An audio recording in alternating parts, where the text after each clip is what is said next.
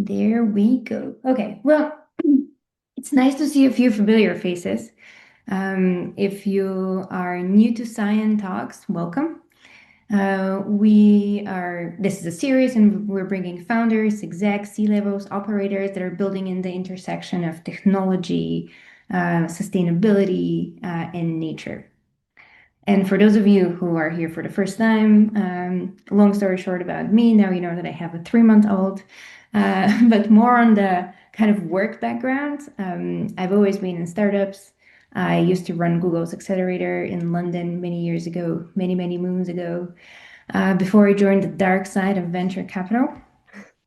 And a few years ago, just had kind of a wake-up call and thinking, okay, what are we actually doing with our lives? We need to do something about nature. And here we are. That's how Scion was started. For Scion, if you're here, I hope you know what Scion is. But we have a very big mission and vision of making Scion the platform and a conversation for, again, as I said, intersection of nature tech and sustainability. What we have now and what I do at Scion is I run our accelerator.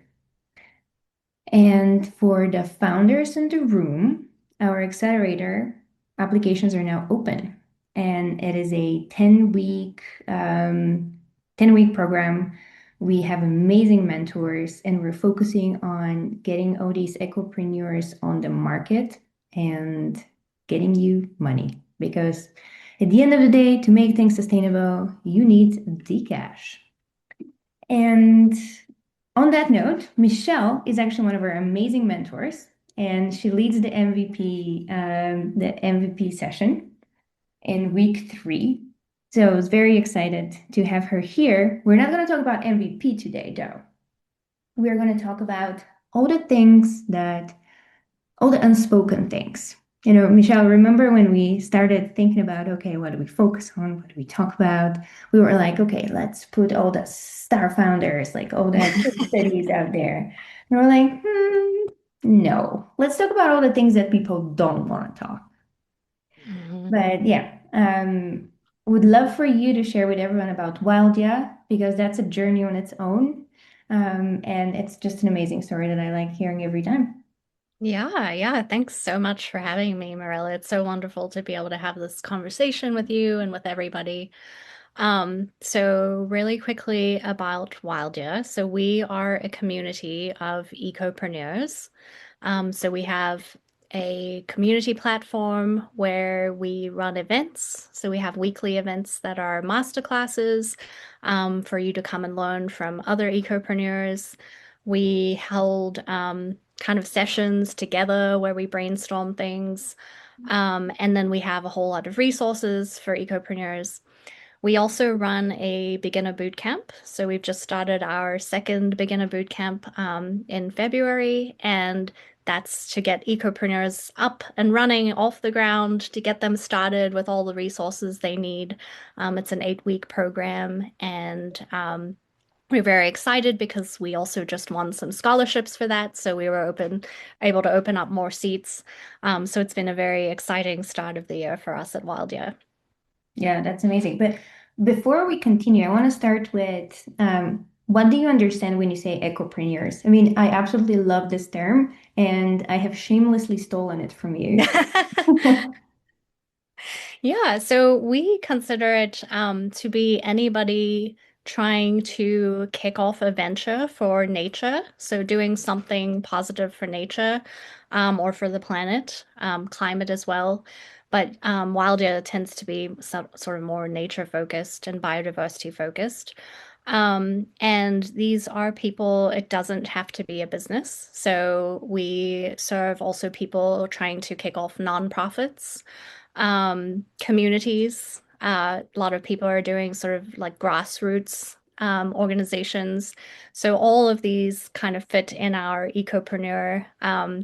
Anybody just trying to build and found something for nature is what we talk about ecopreneurs.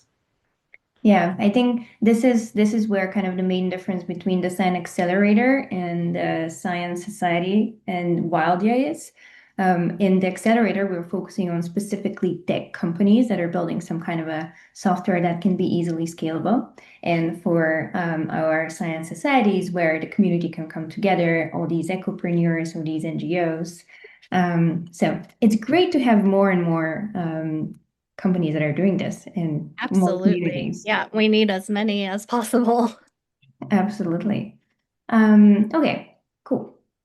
So today we're going to talk about all of the unspoken, like kind of fears that founders don't really want to share. I mean, you've worked with so many founders over the years through Wildya, but also through your corporate work.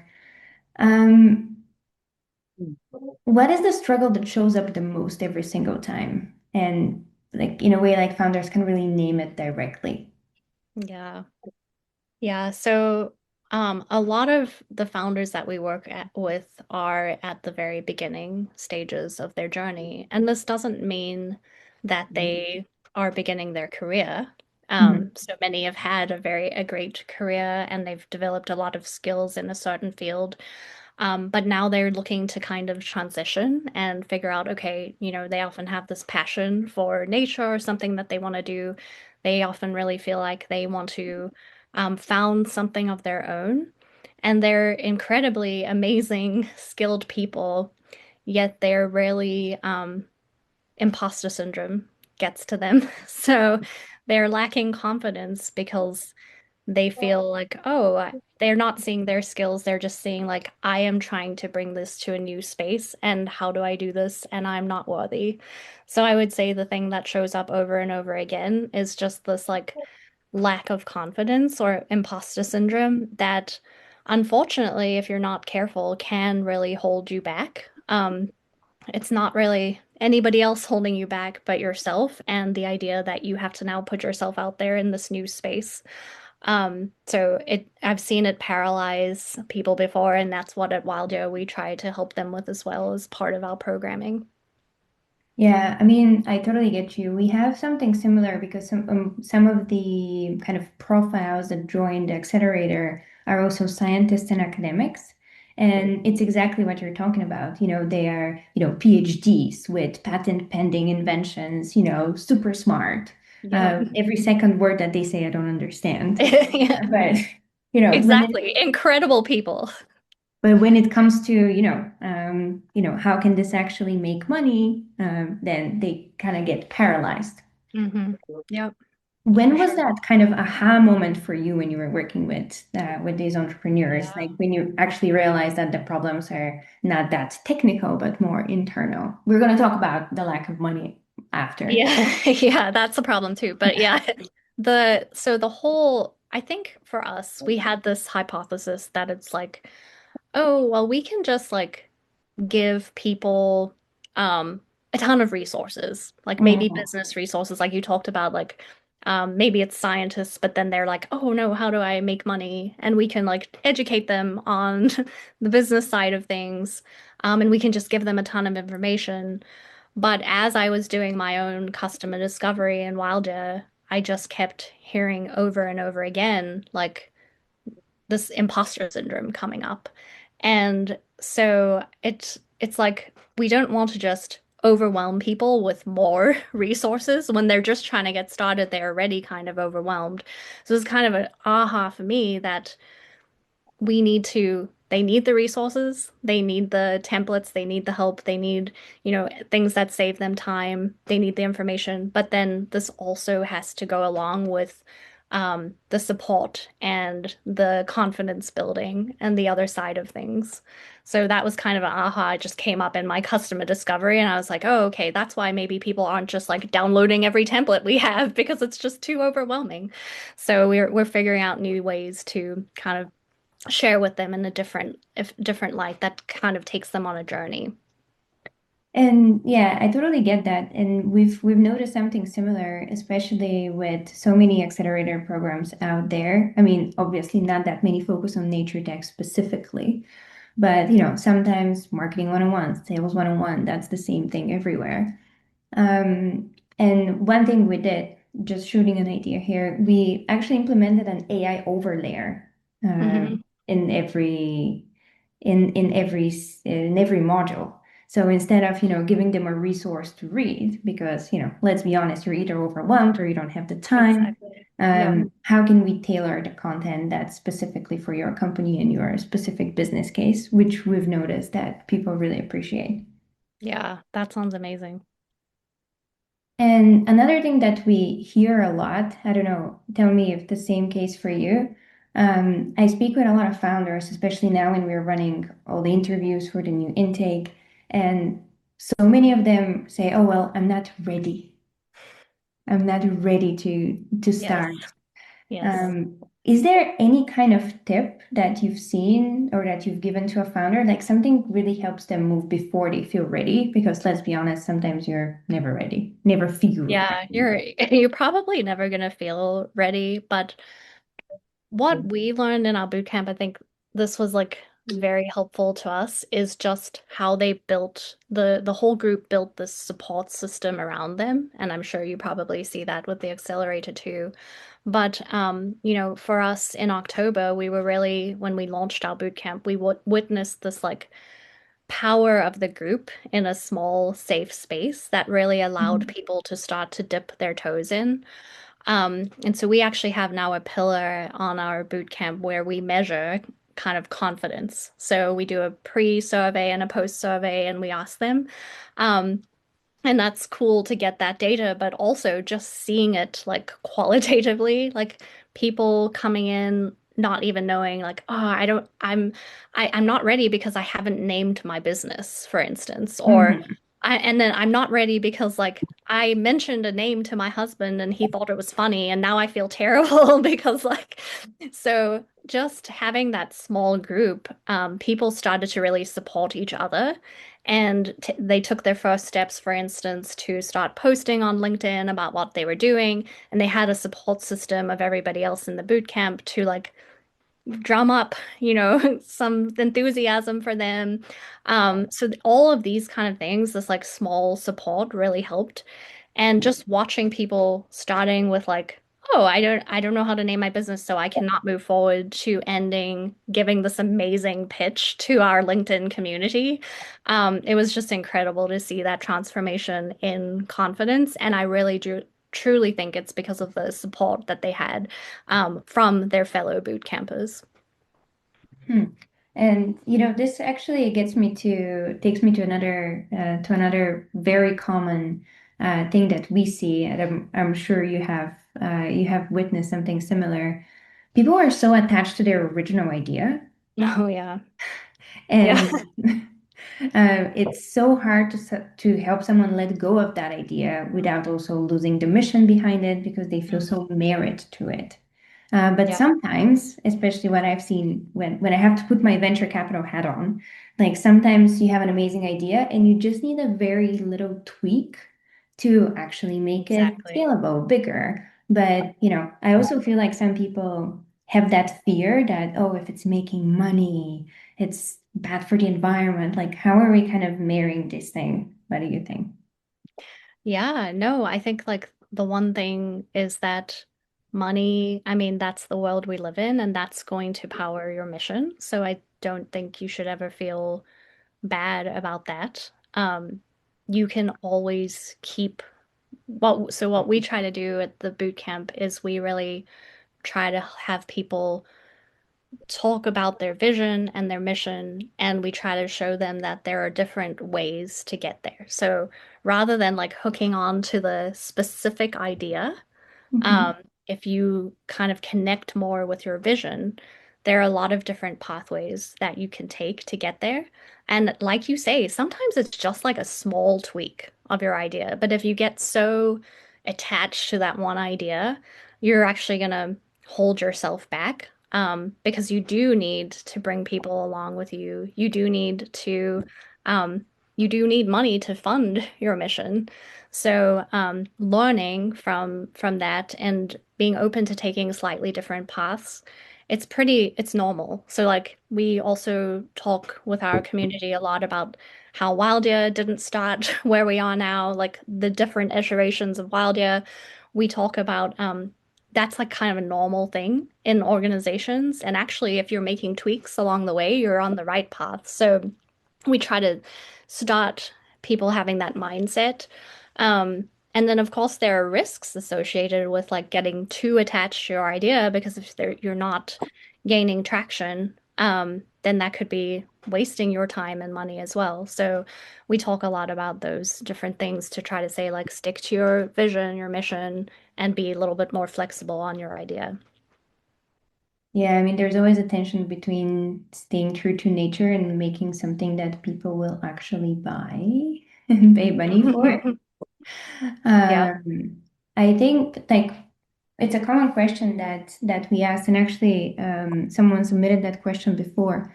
How do you think about bringing people along without diluting the impact? If you know, how to stay true to nature by making something people would actually buy without diluting the impact? Yeah. So I think I would just reframe it as that you're not diluting the impact. You're like figuring out ways to make more impact by Yeah. bringing people along. Because if you don't manage to bring people along, it's going to be a lot harder. So I know as like people who really care about the planet and nature, we that's what we want to focus on. Obviously, it makes so much sense. But we have to figure out the ways to bring people along on the journey with us, so that we can make the impact we want to make. And this, of course, doesn't mean like greenwashing or anything like that. You do have to stay true to your mission. But we try to figure out ways that um, we can talk about it. And my co-founder, Ollie, is actually like amazing at this. So um, he can certainly help you with specifics, but figuring out how do you talk about things in a way, like let's say you want to, your mission is to plant a lot of trees. And that's what you want to do, but you have this potential corporate customer. Well, how do you present your idea and what you want to do in a way that also helps them? So maybe it's like, okay, well, you can have team events to plant Mhm. trees together, and then you're bringing your team along with this, or it can help you meet some of your nature goals. So trying to figure out, like, okay, where is it that we can find common ground? And then we'll talk to you about the thing that helps you. And so we try to walk on that a lot. And I think it's just really useful because at the end of the day, if you have that corporate customer, you're probably going to be able to plant more trees. So it's like you are going to make an impact. And of course, again, like I said, you need to watch out for greenwashing and you need to be careful about sticking true to your values. But I think at the end of the day, there's a lot of power in what you can do with like bringing people along. Do you have a favorite case study of some of the founders that have gone through the program and have just shown like tremendous change? Um, Favorite. Oh, well, I love all of them for so many different reasons. The one with confidence that I was talking about earlier, she really did come in and say like she was trying to start a nature podcast.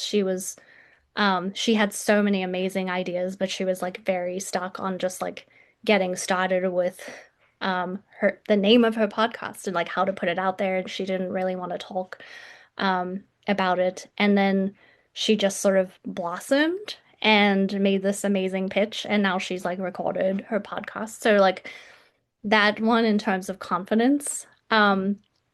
We had another founder who had a very big like tech idea for a alternative to zoos. So it's like an immersive exhibit. So it's trying to like push people away from zoos and into this immersive exhibit and teaching them kind of more about wildlife in that way. And of course, like that's an enormous project that didn't happen during the boot camp, but the number of incredible connections that he made and partners that he found through putting himself out there, putting himself out there on LinkedIn and getting the support of everybody in the boot camp was tremendous. So he's like often starting his thing now, which is amazing as well. But so many good stories. I love every single one of them. I mean, yeah, it's like asking you to choose your favorite child. Yeah. Yeah. Okay, so we have a few questions that have been submitted from the participants beforehand. But before I go over to that, I wanted to give the guys in the room here an opportunity to ask a question. I know that people are usually very shy when it comes to this part. So I'm gonna let you guys also text in the chat if that's easier. If not, feel free. I'm going to give it 10 seconds of awkward silence. Feel free to jump in and ask a question.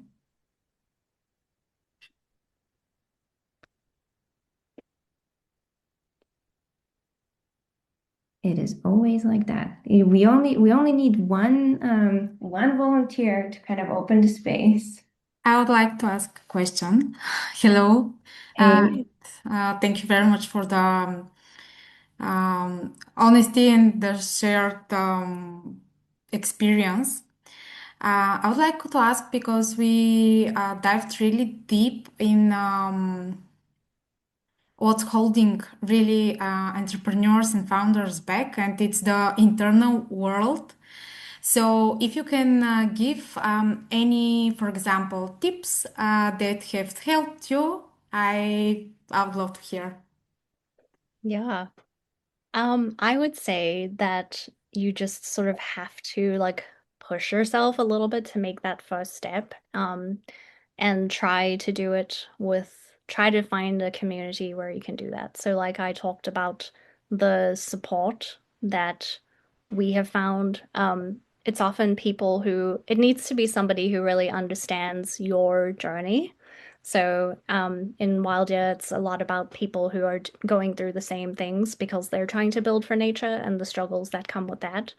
So, try to find your community and then be a little bit like prepared to push yourself. Just tell yourself that imposter syndrome is, it's like, it's not real. It's not reality. It's like you holding yourself back. So try to like take the steps that you can. So if that means like for me, posting on LinkedIn, like that stresses me out. Like it is like stresses me out. And so if I could just like push myself to do that, and then the next time it becomes slightly easier. So I can just make one small step, ideally with the support of people, to make my LinkedIn post like a little bit exciting. So if you can find that group and then take the small step, tell people what you need, and then push yourself to do one thing that's a little scary. doing one scary thing every day. Well, it's actually a great Maybe give transition. yourself like 1 day break where you don't have to do the scary thing. Thank It's you. actually a great transition to one question that was submitted, which is a bit like uncomfortable, which I love. What's an uncomfortable truth about building a nature positive venture that more people should hear? Well, I think the uncomfortable truth is it's not always going to be easy. Like, it's just not, And I think it's a roller coaster. Like I think, and I'm saying this from personal experience at Wildya, like I think I can see it with me and my co-founder. Like we will go on the roller coaster and sometimes we'll be really down and like this isn't working, and then other times we feel great. And I think if you are mentally prepared for that, then in the lows, you can make sure that you're not just, because once you're in the low, you feel like you're never going to come out of the low. But it's not true. You will come out of the low. So just try to prepare mentally for the roller coaster. It's not always going to be easy. We try to prepare our community for that in the boot camp. We have a whole section on, we call it motivated and productive, but it has a very very mental component about how, like, just be aware of what you're getting into and build the resilience around you so that you can face those lows. I mean, maybe we should get you like switch your session in our accelerator and move from MVP to building resilience. I will try. I am still working on building resilience myself. So But actually, I would love to talk about your module that you're teaching in our accelerator about MVP because we've done it already once. What was kind of something that stood out for you? Some of the advice that you've given to the founders, because after that you have one-on-one with everyone, and obviously it's very interesting to see what they've learned and how they're applying it. Yeah, oh my gosh, I loved that. That was like one of my favorite weeks ever. Um, it was so I think like I am obsessed with experimentation, and so I try to bring into the week a little bit about how your MVP is just one form of experimentation.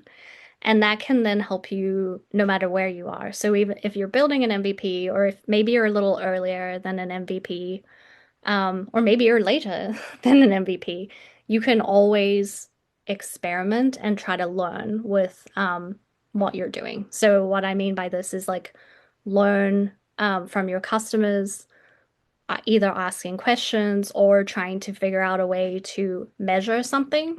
The same with your MVP, like try to measure, try to define what you want to learn from your MVP.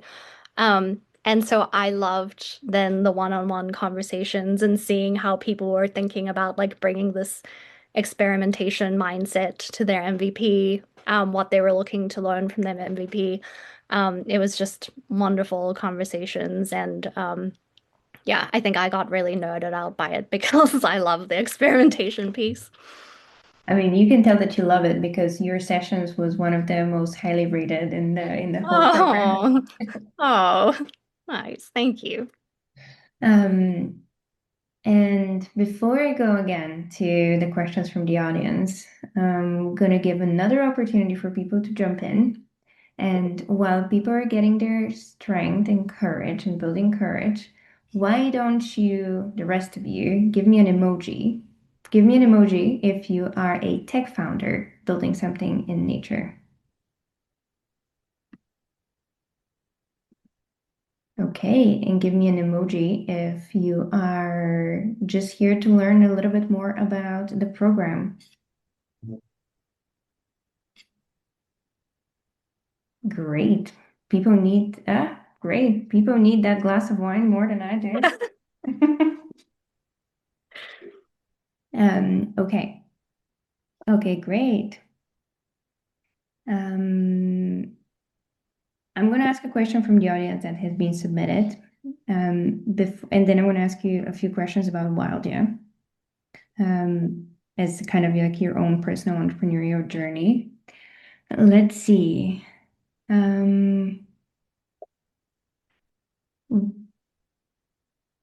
how do you stay attached to the mission while being flexible with the idea? We've kind of touched a little bit more on that, but I feel like this is such a recurring theme that it's Yeah. worth reiterating. Yeah. I'm trying to think how to explain exactly what I mean. Okay, so at Wildya, our vision, our mission and vision are to help others to build a wilder world. Okay. So we have a lot of different ways that we could do that.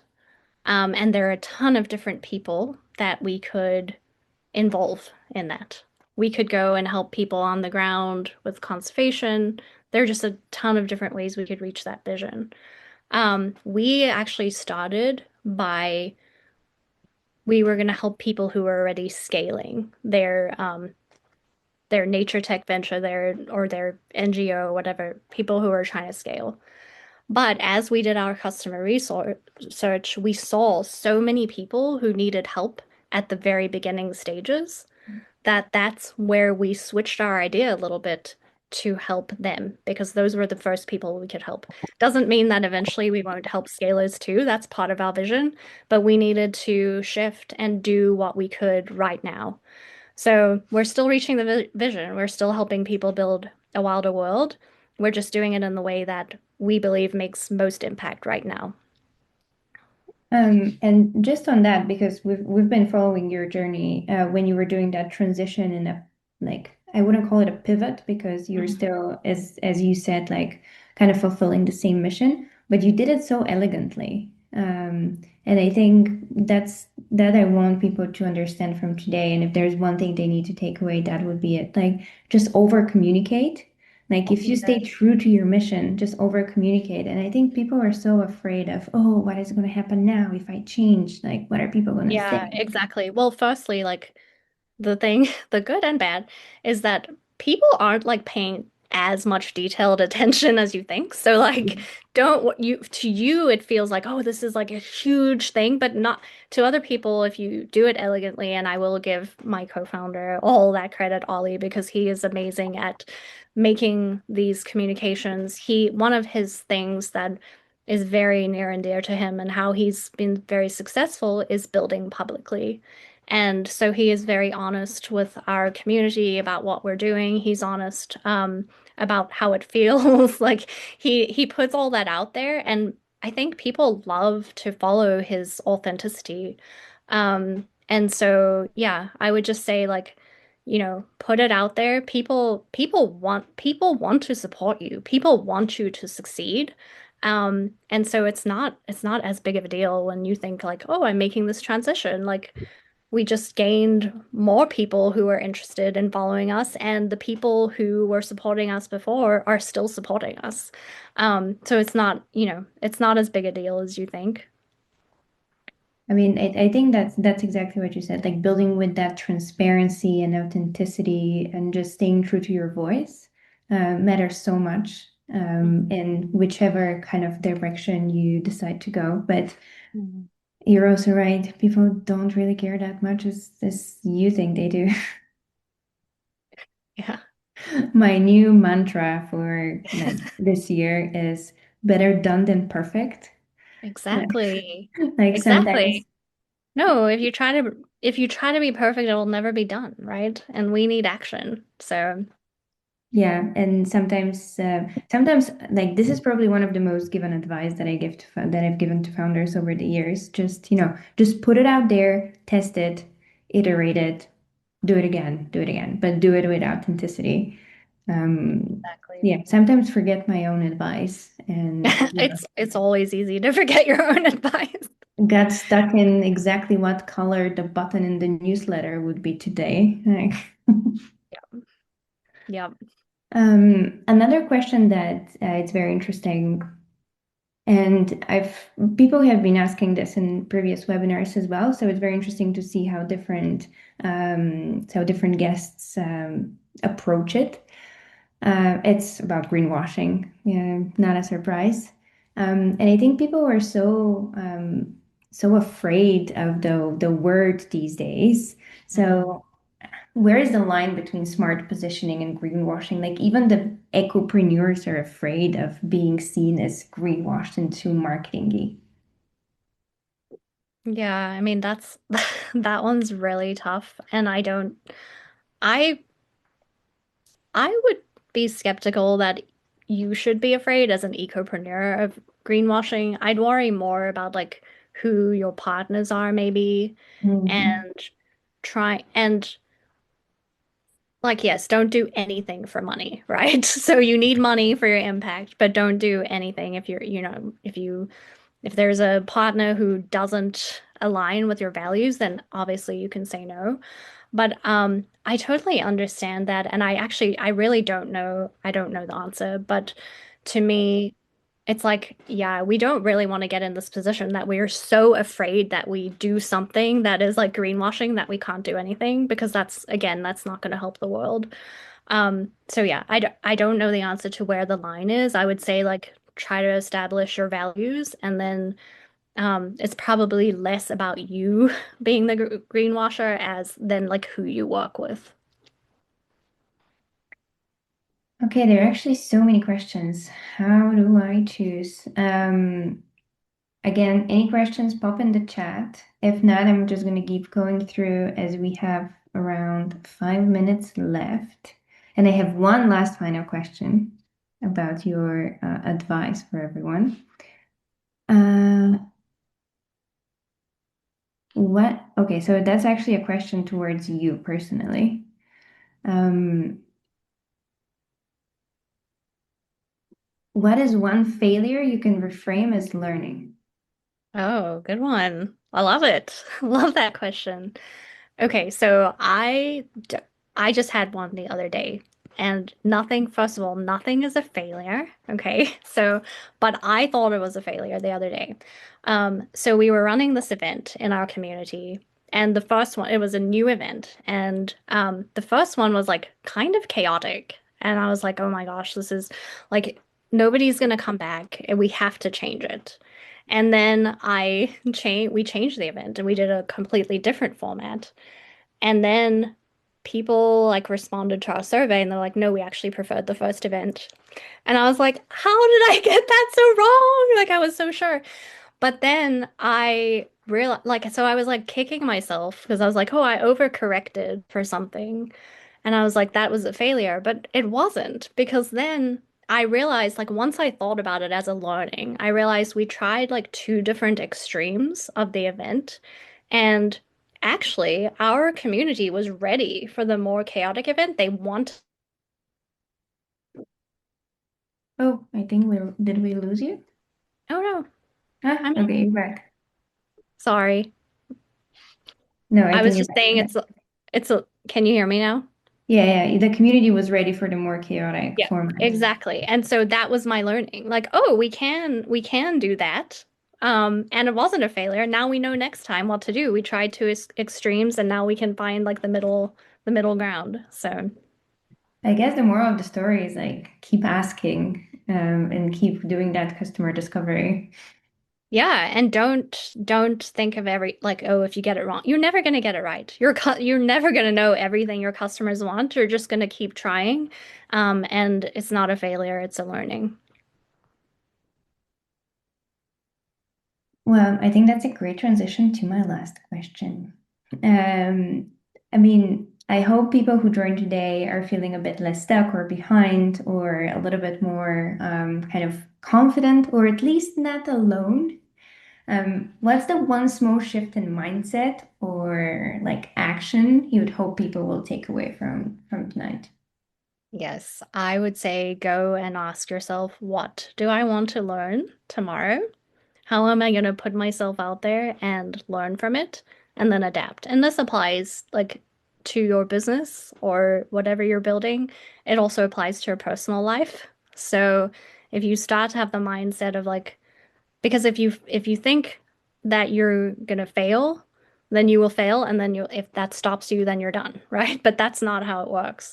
So put yourself out there, just say, what am I gonna learn from this thing? I'm gonna do it, I'm gonna learn, and then I'm gonna adapt. And over time, I will get better. And you will. I promise you, you will. Because if you consider it a learning, you will always improve. What I'm going to take away is just a reminder that people don't really look at every detail as much as you do. Mhm. And if I have to say something, better done than perfect. That's my mantra. Exactly. Just Exactly. Just sharing the do it. wisdom. It's hard, Well, but just do it. yeah, we gotta have to do it. Like one last thing I remember, I studied entrepreneurship in university, and one of the professors just made like such a funny analogy that I to this day remember it. I was like, when you're a startup founder, it's like having your baby parading around the city, asking, "Is my baby pretty? Yes.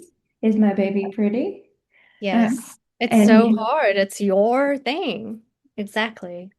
And it's also hard for people to say the truth back because who says that the baby's not cute, you know?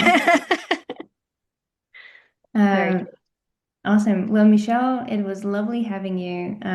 Just a reminder again for all the founders in the room, the applications for the accelerator are still open until the end of the month. If you're building something in the intersection of nature, tech, sustainability, we would love to hear from you. You can also ping the team. And you will get the chance to see more of Michelle if you join Oh, the I hope program. to see all of you. Yes, that'll be wonderful. Well, awesome. Have a great evening, everyone. Thanks, Michelle, again. Bye. Thank you so much for having me.